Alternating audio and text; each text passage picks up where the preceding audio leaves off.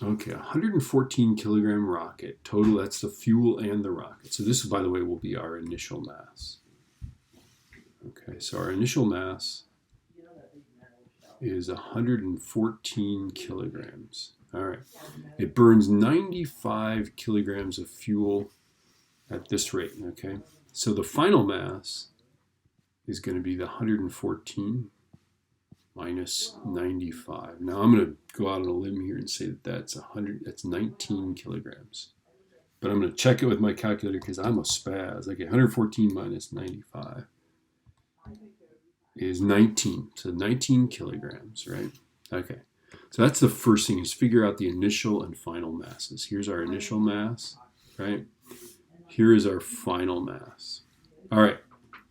The next thing we got to do is figure out the thrust of the rocket. So force times time is mass delta V, okay? Now, here's the thing, is I don't know how long it takes to burn the 95. I could figure it out. It's 95 divided by 3.5. But here's an easier way to do this. I know that it burns 3.5 in 1 second, right? So I'm going to go 3.5 on this. 1 second for the time. Force is what we're looking for. And our delta V for the fuel is 790, right? So 790. Right, and now we're set. So the force that it exerts is this times 790 is equal to 2765.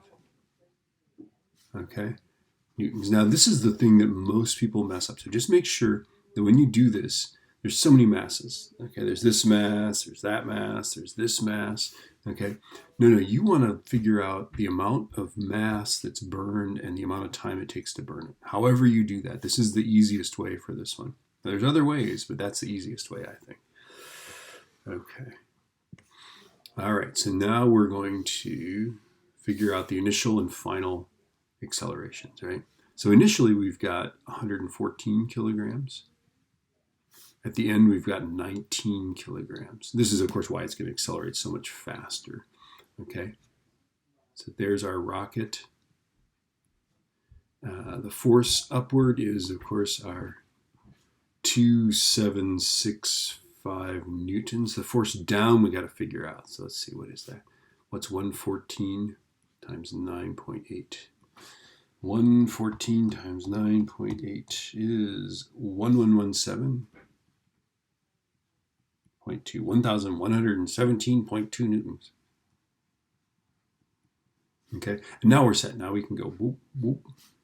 This force is up, that force is down. So 2765 minus 1117.2 is equal to, the mass is 114, right? And now we're set, right? So 2675 minus 1117.2. I get 1647.8 is that difference, and then divide by 114. And I get 14.45. So the initial acceleration is 14.45 something, 454 meters per second squared, which we would round that up to 14.5. Okay. Now at the end, we've got a different mass, right? So we got to change some of these things. The force upward is still our 2765, but our force downward is just going to be 19 times 9.8. Let's figure this out. 19 times 9.8 is 186.2. Okay, so we've got force up, force down. We're ready to do Newton's second law, right? So 2765 minus 186.2 is equal to the mass, which is now 19 times A. Okay, so 2765 minus 186. I'm getting 2578.8 and then divide by 19. And I go, whoa, baby, look out for this thing, 135.726.